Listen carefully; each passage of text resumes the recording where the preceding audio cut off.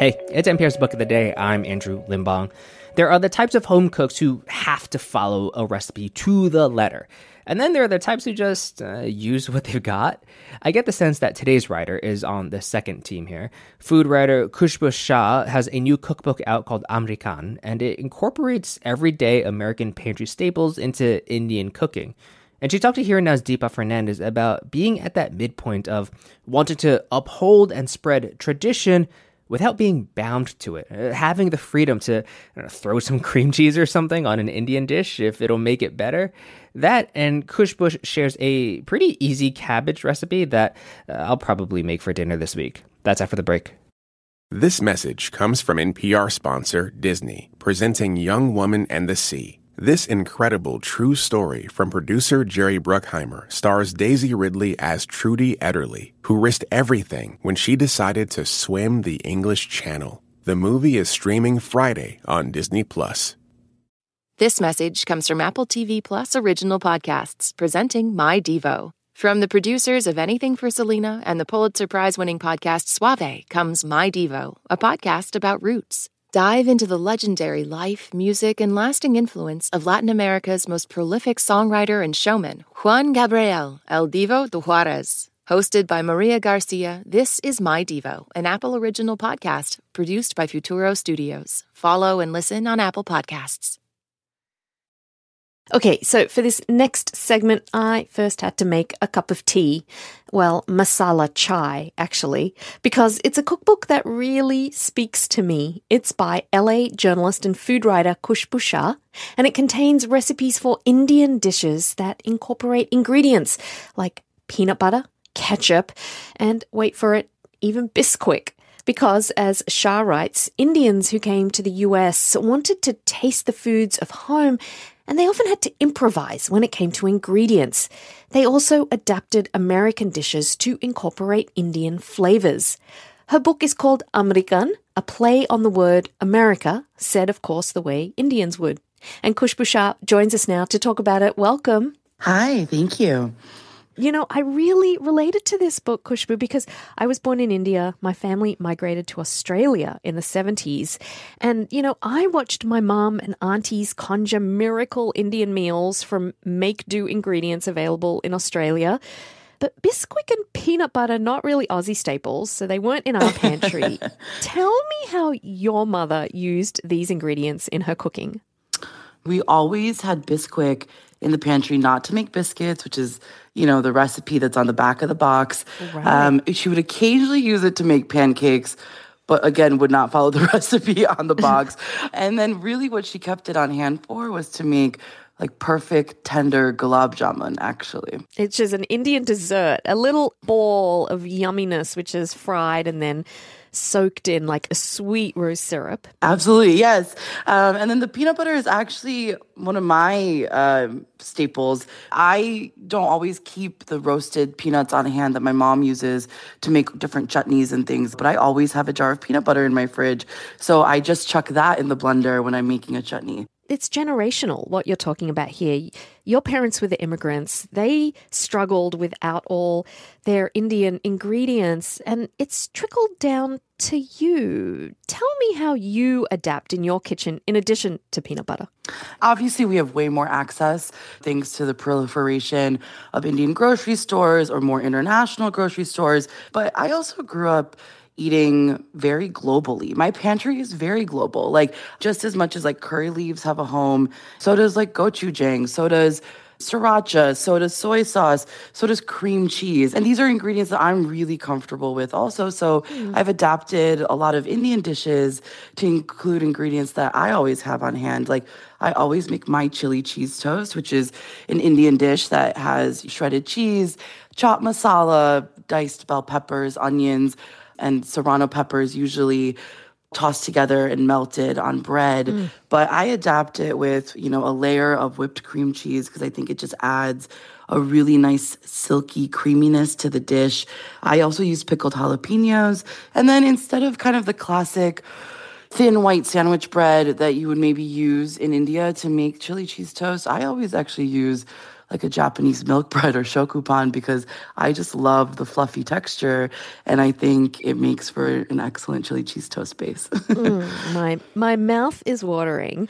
I really appreciated that in addition to the fact that you can use all these other ingredients, you did have a list of these 3 must-have Indian ingredients, and that's Kashmiri chili powder, kasuri methi, and curry leaves. Tell me why these 3 ingredients. Curry leaves, they are irreplaceable. They're optional in a lot of recipes, but when you add it to the recipe, it takes it to a new height, a new depth. Mm-hmm. The scent of curry leaves alone are spectacular. While they are optional, they do make every dish better, quite frankly. And your house and your kitchen will just be better for having curry leaves. And then as far as Kashmiri red chili pepper goes, Kashmiri red chili pepper just has this milder heat to it, but it's still a little bit spicier than paprika, but it's not quite as hot as cayenne. And it also just has its own really wonderful aroma to it that just... flavor, exactly. It's more than just heat. And so I find that is really important in a lot of dishes. And I wanted to ask you, because as a South Indian, I would add coconut and maybe urd dal or besan to the list, which is a chickpea flour. Which reminds me that Indian cooking is so regional. And, in South India, we have an abundance of coconut trees, so that gets used a lot. But you talk in the book really interestingly about how Indian food in America mirrors the waves of immigration, where people came from in India. Tell us why Americans know more about North Indian food, or when they think of Indian food, they're probably eating food that's more North Indian. Yes. When you look at the initial waves of immigration into the U.S., it was mostly STEM professionals or people chasing those professional degrees that came from often Punjab or Gujarat. And so those are states of India that are more in the north. They brought their culinary legacies and traditions. And then also, a lot of Indian food in America is also still via England. A lot of the curry house classics as well, which tend to also... Chicken. Yes, exactly. Be reminiscent of a lot of North Indian and namely Punjabi dishes. Yes. Yeah. So one of the things I also really found fascinating is that I feel like your cookbook is speaking to what I might loosely term a diaspora generation. You and I, our parents, and definitely our grandparents, traditionalists. My grandparents would probably be horrified at some of the things that I do, and I was thinking when your maple sea salt dosa or your garlic bread dosa, oh my gosh, I love them, but my grandmother would probably be horrified. My children love it. And here then we are, I'm going to guess here, Khushbu, you and me, we sit in the middle. We can go both ways, like a hybrid cuisine version. And I'm just wondering, what's this going to do to Indian cuisine in the diaspora? Because I feel like our kids and maybe their kids, it's going to keep going in this hybrid mashup, mix-up version, right? What's going to happen to traditional Indian food?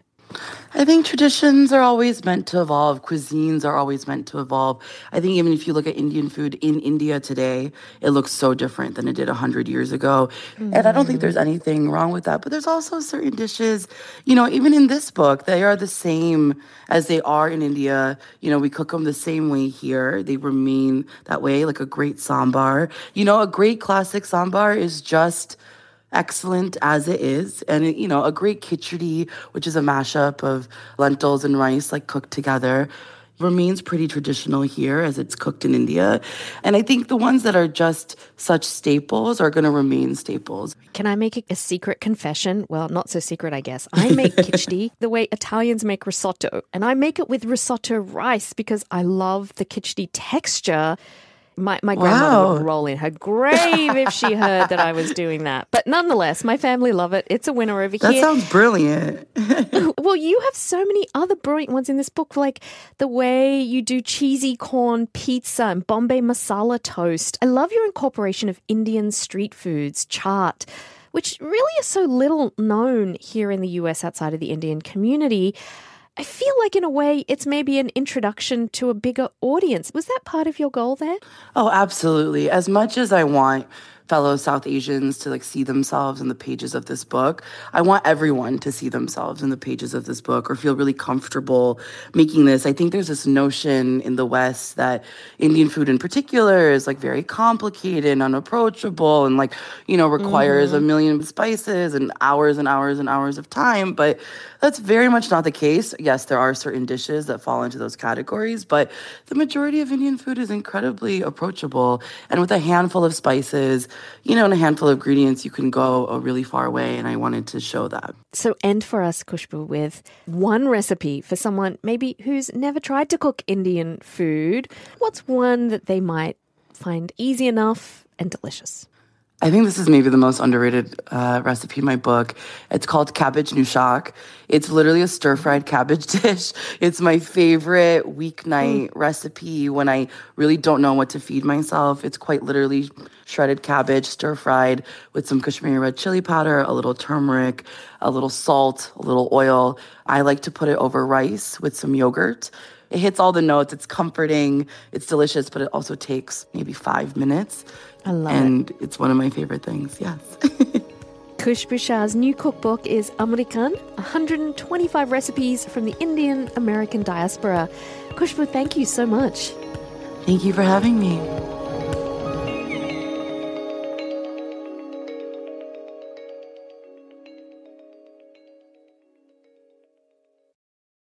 Support for NPR and the following message come from IXL Learning. IXL Learning uses advanced algorithms to give the right help to each kid no matter the age or personality. Get an exclusive 20% off IXL membership when you sign up today at IXL.com/NPR.